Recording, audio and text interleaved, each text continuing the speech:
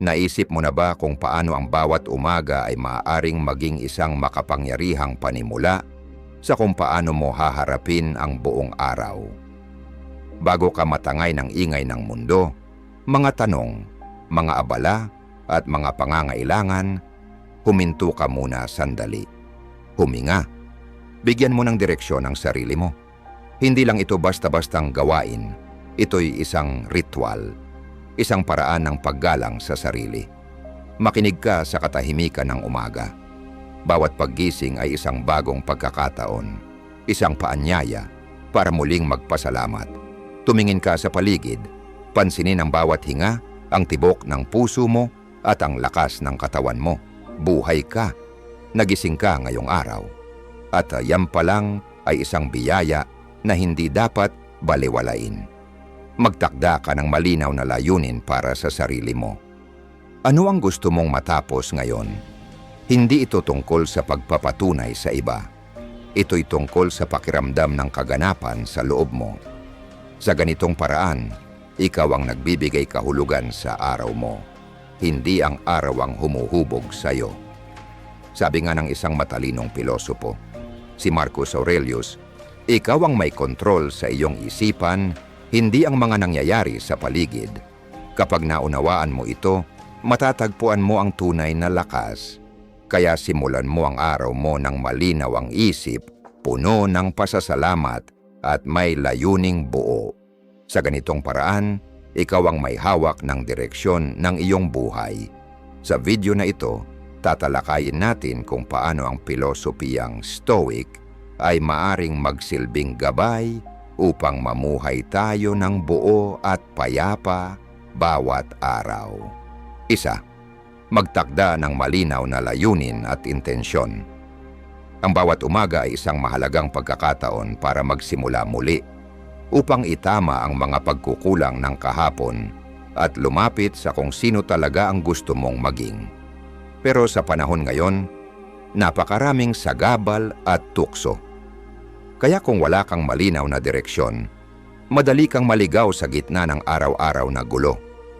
Ang pagtakda ng intensyon tuwing umaga ay hindi lang tungkol sa gusto mong matapos.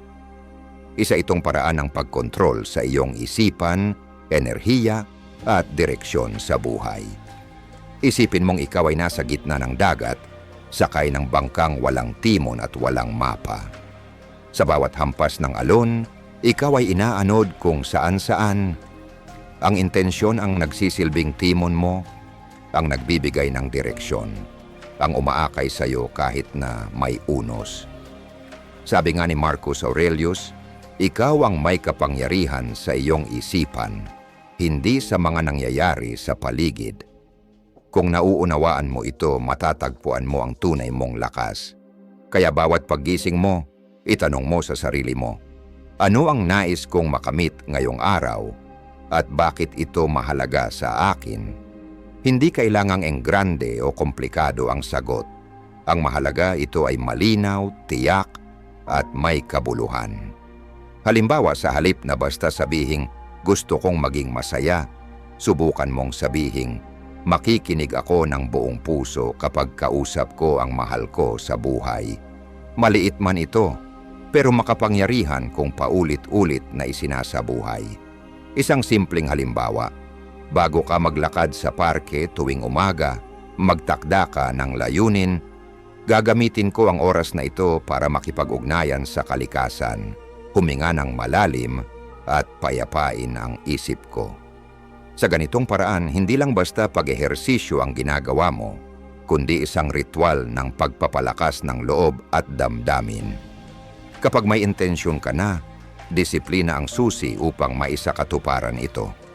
Hindi araw-araw ay puno ka ng sigla, pero ang paninindigan mo sa sarili ay siyang bubuo sa iyong lakas ng loob. Ang disiplina ay hindi parusa. Ito'y isang regalo na magpapalaya sa iyo mula sa kaguluhan.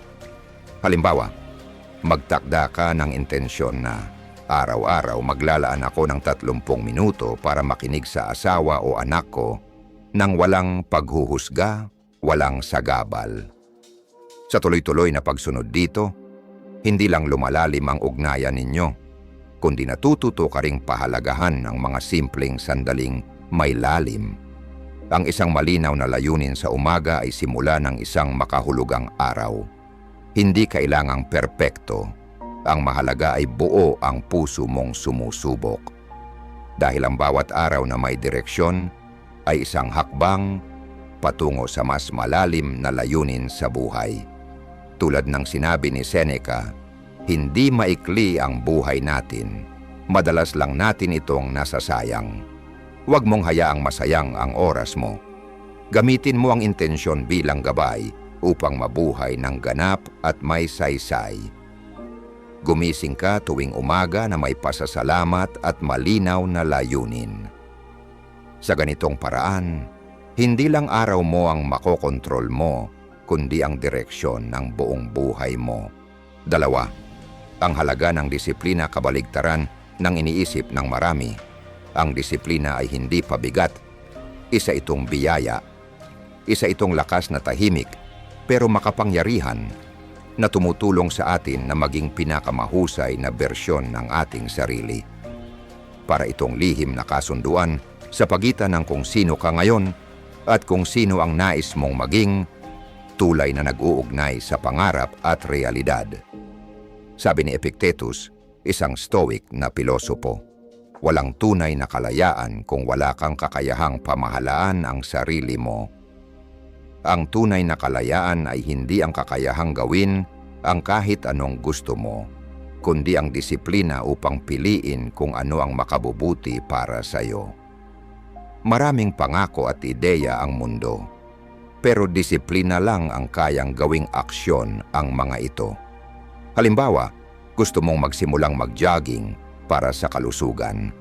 Ngunit sa tuwing maaga kang gigising, parang ang bigat sa katawan at may boses sa isip mong nagsasabing, mamaya na lang. Sa ganitong pagkakataon, ang disiplina ang bumabangon para sa'yo. Hindi lang ito basta aksyon. Isa itong pahayag ng respeto sa sarili. Karapat-dapat akong maging malusog, malakas, at mas mabuti. Ang disiplina ay hindi umaasa sa inspirasyong panandalian. Umaasa ito sa pagkakapare-pareho at tiyaga. Para itong patak ng tubig na unti-unting humuhubog sa bato, maliit pero matatag. Sa paglipas ng panahon, ang mga simpleng hakbang ay lumilikha ng tunay na pagbabago. Isipin mo ang isang taong gustong matutong tumugtog ng piano.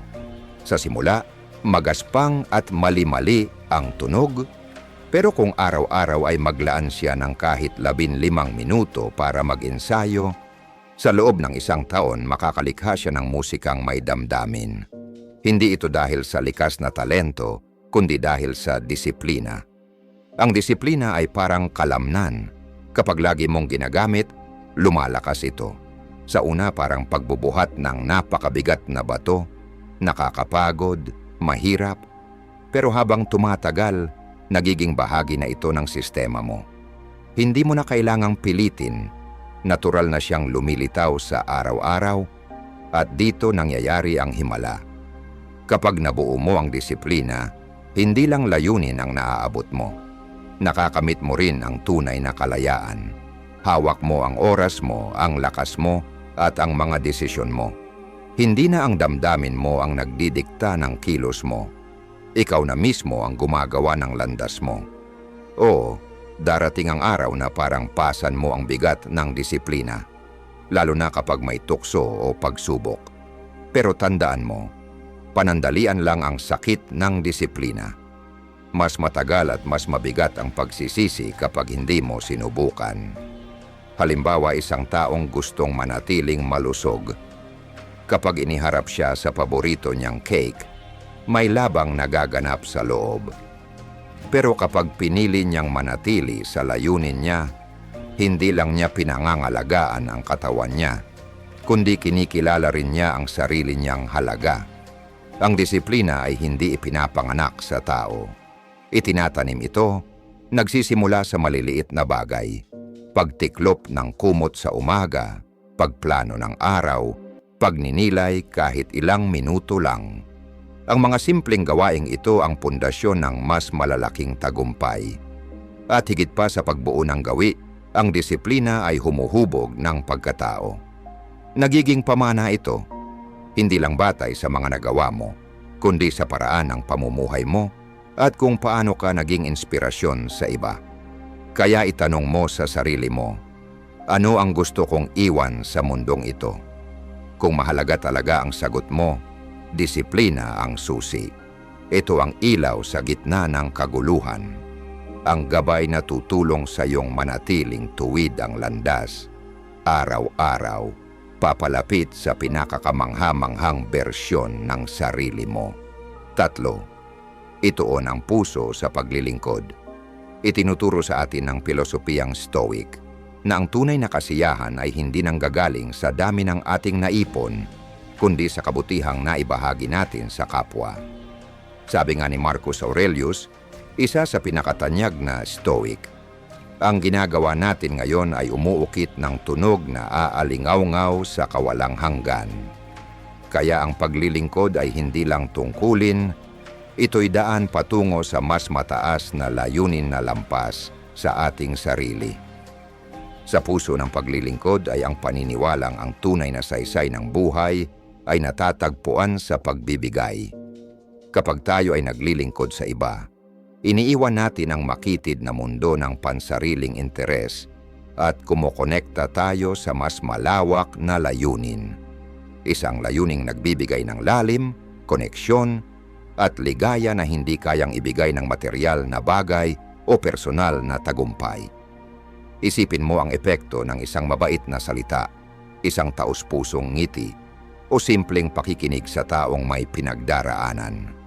Bagamat tila maliit, ang mga kilos na ito ay maaaring magliwanag ng araw ng isang tao o baguhin pa nga ang kanilang buhay at sa proseso, tayo rin ay napupuno ng pasasalamat at kahulugan.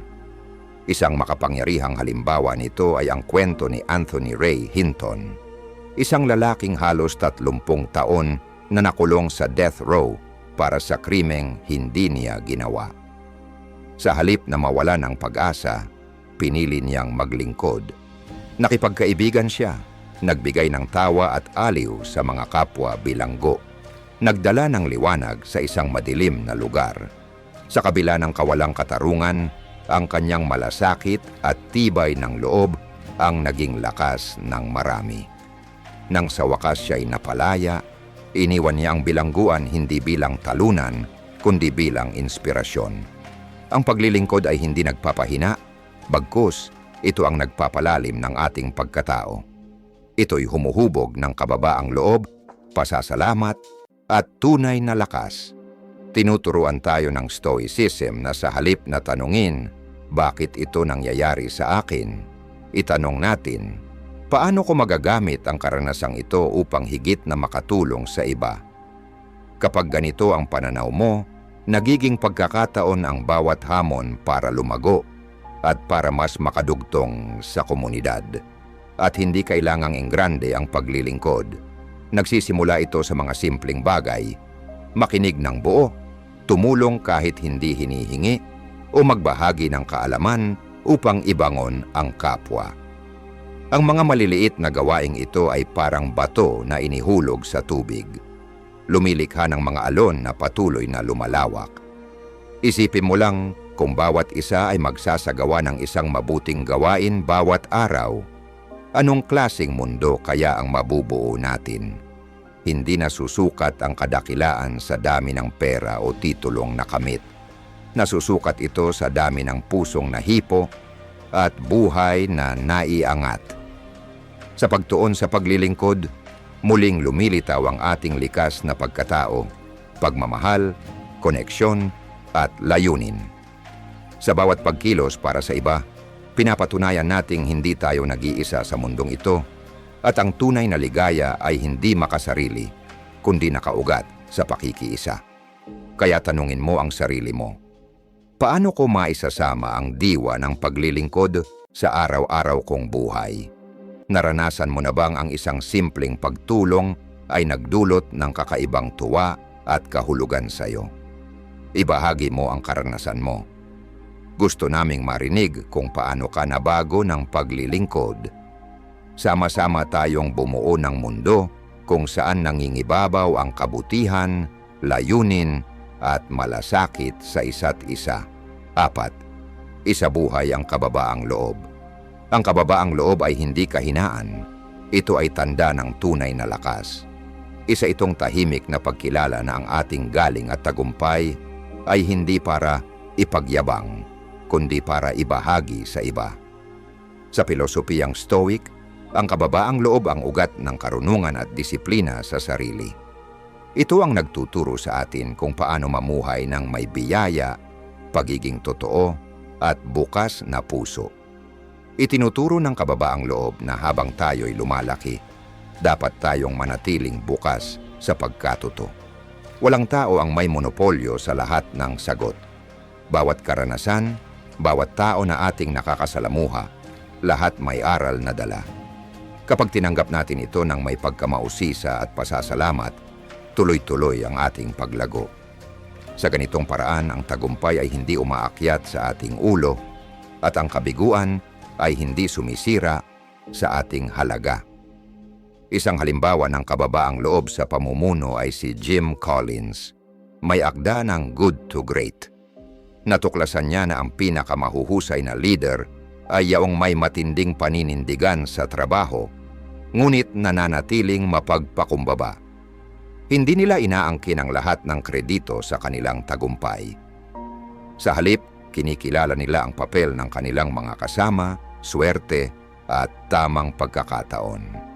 Ang ganitong uri ng pamumuno ay hindi lang humihikayat ng tiwala, kundi nagbubuo ng kultura ng malasakit at pagtutulungan, isang pamana na mas matagal pa sa kanilang panahon. Ang kababaang loob ay mahalaga rin sa pagtatatag ng tunay na relasyon. Kapag isinantabi natin ang ating ego at taos-pusong nakikinig, mas malalim ang koneksyong nabubuo. Sa ganitong espasyo napapalitan ang yabang ng empatiya at ang pagpapanggap ng pagiging totoo. Sa ganitong mga ugnayan nakasalalay ang matibay na komunidad. Kung ang kayabangan ay naghihiwalay, ang kababaang loob naman ay nag-uugnay. Tinuturuan tayo nitong kilalanin ang halaga ng ibang tao at pinayayaman nito ang bawat pag-uusap. Sa kababaang loob, hindi tayo naghahabol ng atensyon. Tayo ay nagiging liwanag sa buhay ng iba. Mahalaga rin ang kababaang loob sa pagharap sa tagumpay at kabiguan. Pinapaalala nitong kilalanin ang ating pinanggalingan, mga taong tumulong, sumuporta, at naniwala sa atin. Sa kabiguan, hindi tayo nawawasak, kundi natututo. Sa halip na ikahiya ang pagkakamali, tinitingnan natin ito bilang hakbang patungo sa mas mabuting sarili. Sabi nga ni Seneca, hindi dahil mahirap ang isang bagay, kaya tayo hindi sumusubok, kundi dahil hindi tayo sumusubok, kaya ito nagiging mahirap. Ang mapagpakumbaba ay hindi natatakot sumubok, madapa, at matuto. Alam nilang bahagi ng paglalakbay ang pagkakamali. Ang kababaang loob ay nagtuturo rin ng pasasalamat. Napapansin natin ang maliliit na biyaya at nahihikayat tayong magbahagi at tumulong. Hindi nito sinasabing itago ang ating liwanag, kundi gamitin ito upang magbigay inspirasyon at init sa iba. Hindi naghahanap ng papuri ang tunay na mapagpakumbaba. Hindi sila nakikipagkompetensya, bagkus hinahanap ang kahulugan sa kabutihan, katapatan, at pagkakaroon ng dangal. Sa kababaang loob, natutuklasan natin ang isang tahimik na lakas na nagbibigay saysay sa bawat pagsubok at tagumpay. Ngunit ang kababaang loob ay hindi nag-iisa.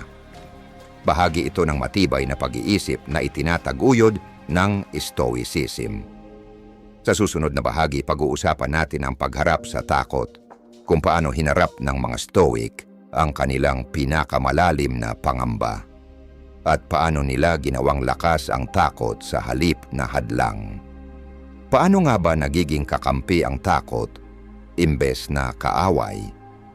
Abangan at tuklasin ang walang kupas na karunungan ng mga Stoic. 5. Harapin ang iyong mga takot. Ang takot, kahit na natural na bahagi ng pagiging tao, ay madalas na pinakamalaking hadlang sa pagitan mo at ng buhay na iyong pinapangarap. Ang pagharap sa iyong mga takot ay higit pa sa isang aksyon. Ito ay isang pahayag ng mastery. Isang malakas na pagpapatibay na hindi ka biktima ng iyong mga kalagayan, kundi ikaw ang may hawak ng iyong sariling kwento. Kapag ang takot ay humawak sa iyo, parang ang mundo ay lumiit. Binibigkas nito ang mga pagdududa, pinipigilan ang iyong potensyal, at ikinukulong ka sa mga siklo ng pag-aalinlangan. Ngunit kung makakakita ka ng lakas ng loob upang dumaan sa takot, matutuklasan mong sa kabila nito ay matatagpuan mo ang kalayaan, tapang, at isang buhay na puno ng kahulugan. Simulan natin sa isang mahalagang katotohanan.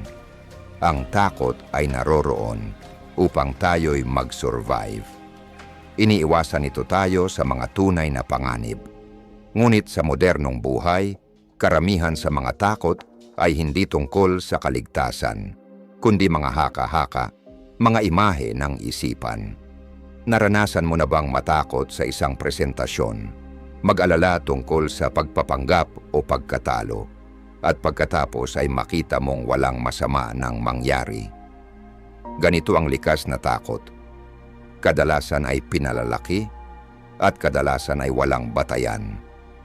Huminto sandali at tanungin ang iyong sarili, ang takot ba na ito ay talagang naglalagay sa akin sa panganib o isa lamang itong mental na konstruksyon? Kapag hinarap mo ang mga ilusyon na ito, iyon ang unang hakbang patungo sa pagbuwag sa mga ito. Ang takot, kapag tiningnan ng mabuti, kadalasan ay mas maliit kaysa sa una nitong hitsura. Isang halimbawa, may taong takot sa tubig. Ang takot na ito ay maaring nagsimula mula sa isang negatibong karanasan. Ngunit ang matutong lumangoy, isang maliit na hakbang sa bawat pagkakataon, ay maaring magbawas ng takot.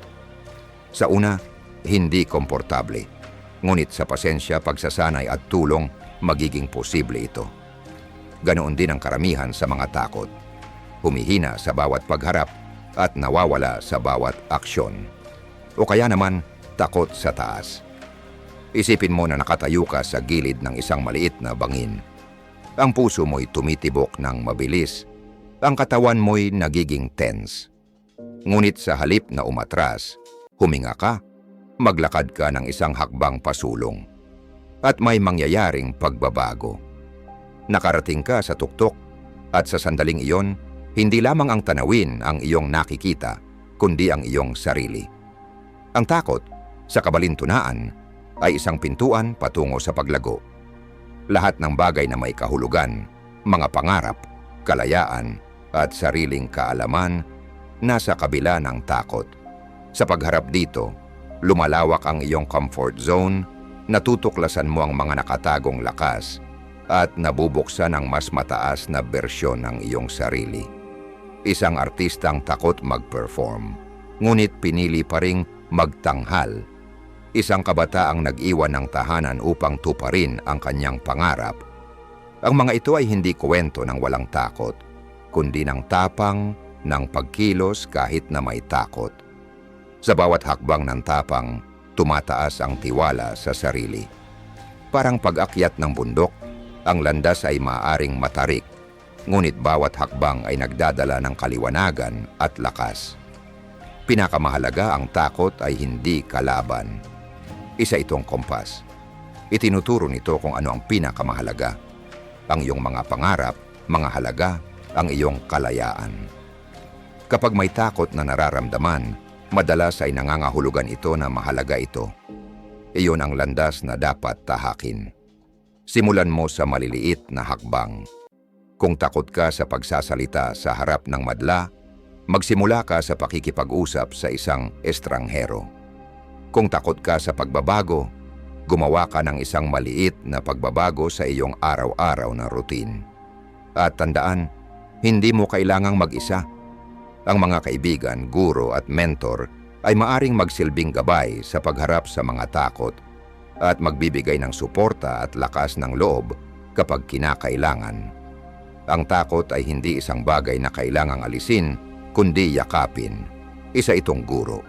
At kapag natutunan mo ito, hindi lang isang hadlang ang iyong nalampasan, kundi naging mas matalino, mas matapang, at mas buo kang tao. Kaya't kunin mo ang unang hakbang. Gawin mo ang bagay na ikinatatakot mo. Dahil sa kabila ng takot ay hindi lang tapang ang matutuklasan mo, kundi ang buhay na matagal mo nang inaasam. 6. Pananampalataya sa iyong sarili. Ang kumpiyansa sa sarili ay ang pundasyon ng personal na pag-unlad at tagumpay. Kapag naniniwala ka sa iyong kakayahan, kumikilos ka hindi lamang ng may tapang, kundi ng may layunin. Naging handa kang mag-take ng mga panganib, harapin ang mga pagsubok, at yakapin ang paglalakbay ng pagpapabuti. Ang paniniwala na ito ay hindi kayabangan. Ito ay tahimik na lakas. Ito ang panloob na kaalaman na ikaw ay may kakayahan, matibay, at karapat-dapat na mangarap at magtagumpay. Ngunit aminin natin, ang maniwala sa sarili ay hindi palaging madali. May mga sandali ng pagdududa, takot, at panghihina ng loob. At ayos lang iyon. Ang pinakamahalaga ay ang pagtitiyaga. Kapag patuloy kang lumalakad, kahit na may mga agam-agam, binubuo mo ang uri ng tiwala sa sarili na tatagal. Alamin mo ito, ang iyong halaga ay hindi nakatali sa iyong mga tagumpay, kita, o opinyon ng iba. Ikaw ay sapat na. Ang iyong kahalagahan ay nagmumula sa loob, mula sa sariling kaalaman at respeto sa sarili. Ikaw ang nagtatakda kung sino ka. Walang titulo o pagkilala ang makakagawa nito para sa iyo. Sa landas ng paniniwala sa sarili, hindi maiiwasan ang mga hamon at kabiguan. Ngunit hindi ito tanda ng kahinaan. Ito ay mga paanyaya upang matuto, magbago, at bumangon ng mas malakas. Sa bawat pagkatalo at pagbangon, dala mo ang mga aral na humuhubog sa iyong lakas. Ganito binubuo ang tunay na kumpiyansa, hindi sa madaling tagumpay, kundi sa pagbangon mula sa mga pagsubok. Ang pagdududa at takot ay mga likas na kasama kapag tinatahak ang hindi tiyak. Ngunit hindi sila kailangang magdikta sa iyo. Kapag naniniwala ka sa iyong sarili, ang mga emosyon na ito ay nagiging signal, hindi mga hadlang. Naging bahagi sila ng proseso, hindi katapusan ng iyong paglalakbay. Isipin mo si Thomas Edison, na sikat na nagsabi, "Hindi ako nabigo. Nakahanap lang ako ng 10,000 paraan na hindi gumagana." Ang nagpapatibay sa kanya ay hindi lang ang katalinuhan, kundi ang paniniwala. Isang hindi matitinag na pananampalataya na, sa kabila ng lahat ng mga pagsubok, ang kanyang pangarap ay posible. Ang uri ng pagtitiyaga na kaugat sa paniniwala sa sarili ay magdadala sa iyo sa kahit anong hamon. Ngunit narito ang katotohanan, ang kumpiyansa sa sarili ay hindi isang desisyon na ginagawa minsan lamang. Ito ay isang pang-araw-araw na pagsasanay. Ito ay paggising tuwing umaga at pagpili na muling maniwala sa iyong sarili, paulit-ulit. Ang ilang araw ay mas madali, ang iba mas mahirap. Ngunit bawat maliit na hakbang ng tiwala sa sarili ay nagpapalalim ng pundasyon sa iyong mga paa. Ang kaalaman sa sarili at pagtanggap sa sarili ay iyong mga kaalyado. Pinapalayo ka nila sa pagsusukat ng iyong halaga ayon sa mga pamantayan ng mundo at sa halip, tinutulungan ka nilang makahanap ng kahulugan sa iyong natatanging landas. Hindi mo kailangang maging perpekto. Kailangan mo lang magpatuloy, isang maliit na hakbang ng tapang sa bawat pagkakataon. Kaya't magtiwala ka sa iyong sarili. Harapin ang mga hamon at tratuhin ang iyong sarili ng pagmamahal at respeto. Hindi ka tinutukoy ng iyong mga pagkatalo at hindi ka limitado ng iyong mga takot. Ang bawat bagong araw ay isang pagkakataon upang palalimin ang iyong paniniwala sa kung sino ka at kung sino ka pa magiging. At kapag nagsimula kang maunawaan ang tahimik na lakas ng paniniwala sa sarili, makikita mong ang mga hamon ay hindi mga banta, kundi mga katuwang sa iyong paglago. Hindi sila dumating upang pigilan ka, dumating sila upang patibayin ka. Ngunit narito ang tanong, handa ka na bang mamuhay ng buo sa kasalukuyang sandali? O patuloy ka pa bang mag-aalala tungkol sa mga bagay na hindi pa nangyayari? Sa susunod na bahagi, haharapin natin ang mas malalim na paglalakbay, ang pagmaster ng kasalukuyan. Dahil kapag natutunan mong magtiwala sa iyong sarili at mamuhay sa ngayon, ang buhay ay magbubukas ng makapangyarihang bagong mga paraan. 7. Mamuhay ng buo sa kasalukuyan. Madalas tayong maligaw sa nakaraan, nababalot ng mga pagsisisi o magtampisaw sa hinaharap, tinitimbang ng mga alalahanin. Sa paggawa nito, nakakalimutan natin ang isang simpleng ngunit malalim na katotohanan. Ang buhay ay nangyayari lamang sa kasalukuyang sandali. Ang nakaraan ay hindi na mababago. Ang hinaharap ay hindi tiyak. Ngunit ang kasalukuyan, ang hininga na ito, ang pag-iisip na ito, ang pagpili na ito, ay siyang tanging bagay na tunay na atin. Ang pamumuhay ng buo sa kasalukuyan ay isang sining. Ito ay isang malay na pagbabalik sa kung ano ang pinakamahalaga.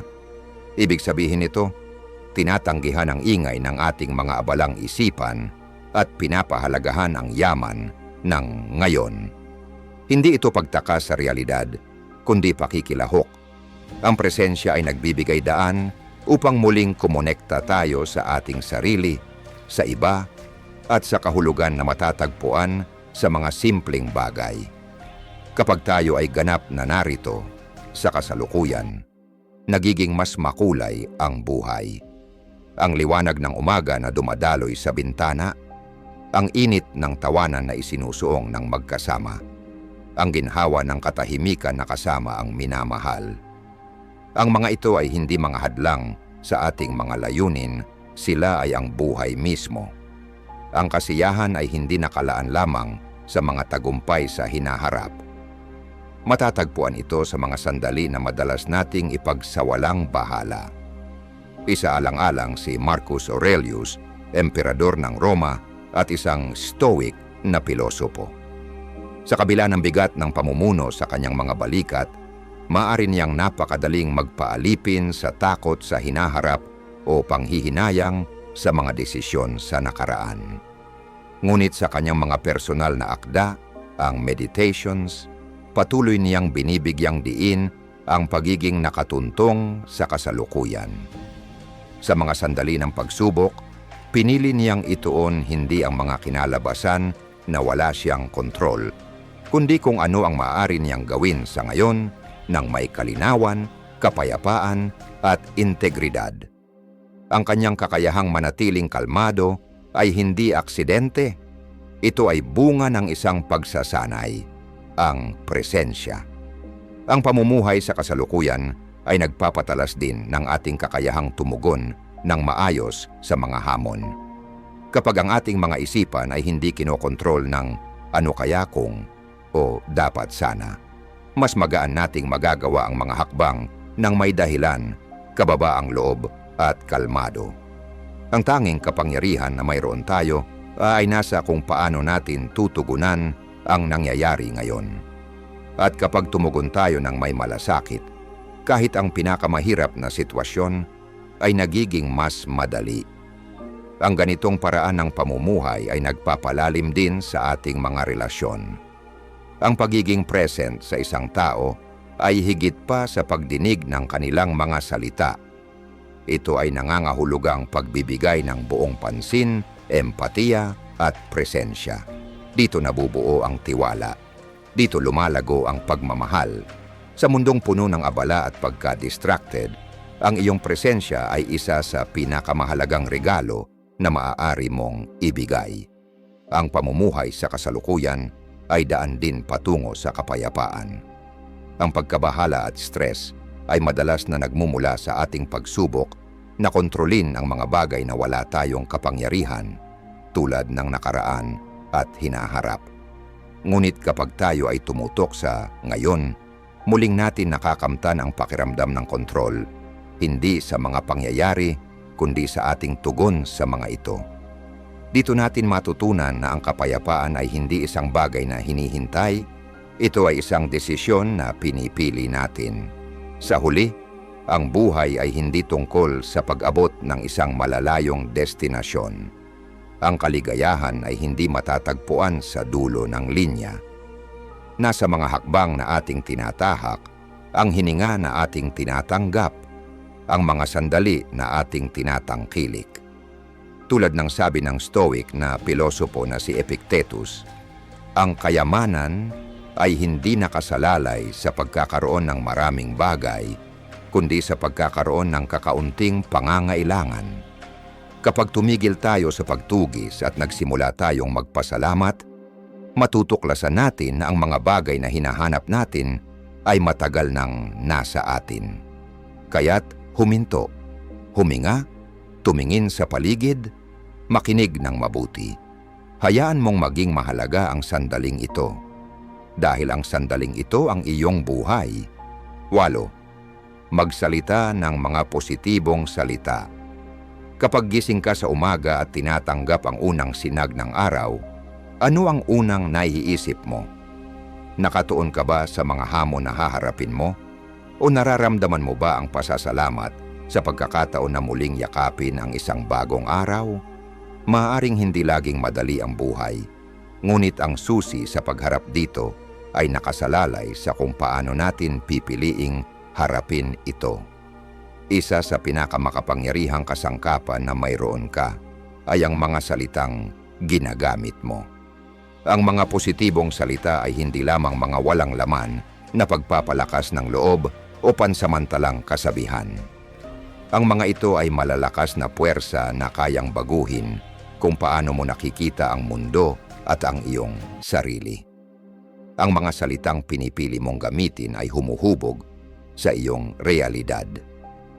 Ang pagsisimula ng bawat araw sa positibong salita ay naglalikha ng espasyo para sa paglago at potensyal, hindi lamang para sa iyong sarili, kundi pati na rin sa mga tao sa paligid mo. Ang positibong salita ay parang mga butong itinatanim sa iyong kaluluwa. Sila ay lumalaki at tumutulong sa iyo na harapin ang buhay ng may lakas, tiwala at tibay. Ngunit tandaan, ang pagiging positibo ay hindi nangangahulugang itinatanggi ang mga paghihirap. Hindi ito tungkol sa pagpapanggap na perpekto ang lahat, kundi tungkol sa pagpili na makita ang pagkakataon sa mga pagsubok at makita ang liwanag sa dulo ng tunel. Ang mindset na ito ay nasa puso ng Stoic na pilosopiya. Ito ang pag-unawa na bagamat hindi natin kontrolado ang mga nangyayari, maaari nating piliing kung paano tayo tutugon. Laging darating ang mga hamon, ngunit ang paraan ng ating pagsasalita tungkol dito sa ating sarili at sa iba ay may malaking epekto. Halimbawa, imbes na magsabi ng "hindi ko kaya" o "huli na", subukan mong sabihing "matututo ako mula rito" o "ito ay pagkakataon para mag-grow". Ang pagbabago sa wika ay nagdudulot ng pagbabago sa pananaw na nagdadala ng positibong epekto sa iyong mood at enerhiya. Ang positibong salita ay hindi lamang tungkol sa pagpapalakas ng iyong sariling lakas. May epekto din ito sa mga tao sa paligid mo. Sa pamamagitan ng pagbibigay ng mga salitang nagpapalakas, respeto at kabutihan, tinutulungan mong maramdaman ng iba na sila ay mahalaga, kaya't nakabubuo ka ng mga relasyon na nakabatay sa suporta at tiwala. Ang kapangyarihan ng mga salita ay hindi lang binabago tayo, binabago din nila ang mundong nakapaligid sa atin. Isang magandang halimbawa ng epekto ng positibong salita ay ang kwento ni J.K. Rowling, ang may akda ng Harry Potter. Bago siya magtagumpay, naranasan ni Rowling ang sunod-sunod na kabiguan at pagtanggi. Ngunit imbes na hayaan niyang tukuyin siya ng mga pagkatalo, pinili niyang ituring ang mga ito bilang mga aral, mga hakbang patungo sa mas mataas na layunin. Sa mga pinakamatinding sandali niya, paulit-ulit niyang pinapaalalahanan ang sarili, ang hindi nakakamatay sa akin ay nagpapalakas sa akin. Ang simpleng affirmation na ito ay nakatulong sa kanya upang magpatuloy sa kabila ng mga pagsubok at sa huli ay makamtan ang tagumpay na kanyang pinapangarap. Kaya't, anong mga salita ang sinasabi mo sa iyong sarili araw-araw? Ang mga salitang ginagamit mo ay may kakayahang baguhin ang iyong pananaw at sa huli, mababago ang iyong buhay. Imbes na mag-focus sa mga alalahanin sa hinaharap, piliin mong sabihing, kaya kong malampasan ito, kaya kong matuto, kaya kong mag-grow. Mapapansin mo hindi lamang ang pagbabago sa iyong pananaw, kundi pati na rin ang mas matibay at mas resilient na espiritu sa iyong sarili. Ang pagiging positibo ay hindi tungkol sa pagtanggi sa mga paghihirap sa buhay. Ito ay tungkol sa pagharap sa mga ito ng may mindset ng paglago at pag-asa. Hayaan mong magsimula ang iyong umaga ng may positibong salita.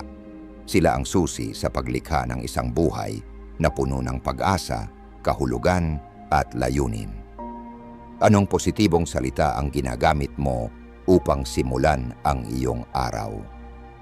Ibahagi ito sa mga komento sa ibaba at ipaalam sa amin kung paano ito nagbago ng iyong buhay. Siyam, magmuni-muni ukol sa iyong mga pangarap. Tuwing umaga bago ka humarap sa mga hamon ng bagong araw, maglaan ng sandali upang magmuni-muni tungkol sa iyong mga pangarap. Ang pangarap ay hindi lamang isang panandaliang pagninilay o malabong hangarin. Ito ay isang malalim na pagsasalamin ng mga pagpapahalaga na nanananahan sa iyong puso. Ito ang bukal ng motibasyon, ang apoy na nagpapalakas sa iyong mga layunin at humuhubog sa iyong landas sa buhay. Kung nais mong tunay na mamuhay ng buo, kinakailangan mong maunawaan at mailarawan ang iyong pangarap ng malinaw, matatag at may layunin. Isipin ang iyong pangarap na para bang ito ay natupad na. Damhin ang tagumpay, ang kagalakan at ang kasiyahan ng pagkakaroon ng natamo ito. Sa paggawa nito, mapapansin mong ang paglalakbay patungo sa iyong pangarap ay kasing halaga, kung hindi man higit pa, kaysa sa huling layunin mismo. Ang mga pangarap ay hindi lamang mga destinasyon. Sila ang mga landas na tumutulong sa atin na tuklasin ang ating buong potensyal, ang mga hamon na nagtutulak sa atin upang maging pinakamahusay na bersyon ng ating sarili. Ang isang pangarap ay nangangailangan ng tapang. Hinahangad nitong harapin mo ang iyong mga takot, maniwala sa isang bagay na higit pa sa iyong sarili, at maglakas loob na pumasok sa hindi tiyak na landas. Ang mga pangarap ay hindi madali at hindi rin malabo.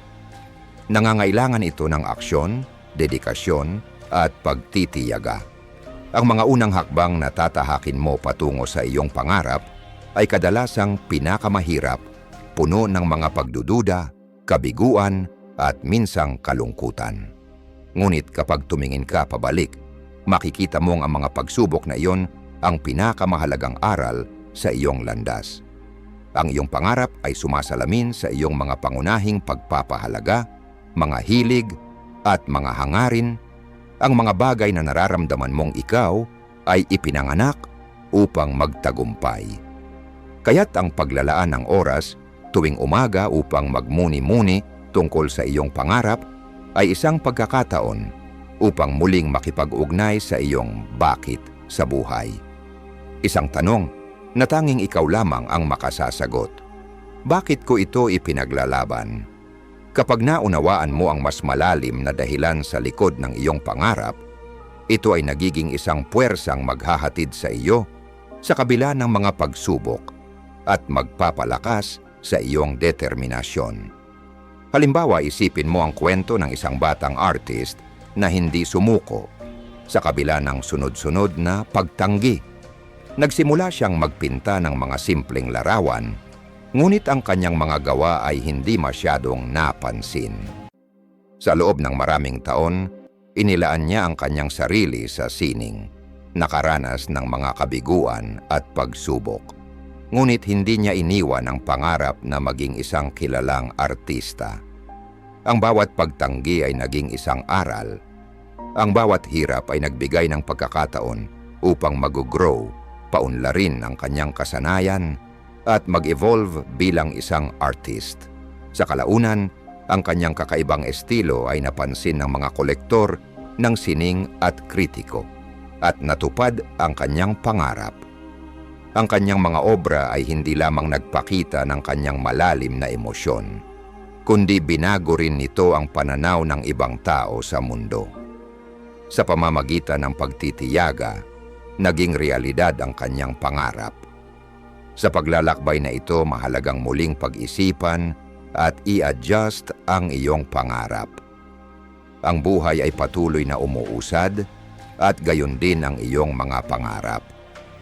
Hindi ibig sabihin ito ay tatalikuran mo ang iyong orihinal na pananaw, kundi ang tiyakin na ang iyong pangarap ay umaayon pa rin sa iyong kasalukuyang mga pagpapahalaga. Ang landas patungo sa iyong pangarap ay bihirang diretsyo, ngunit nasa mga hakbang, mga hamon, at maliliit na tagumpay tayo lumalago. At ang paglago na ito ang nagbibigay ng tunay na kahulugan sa ating mga pangarap.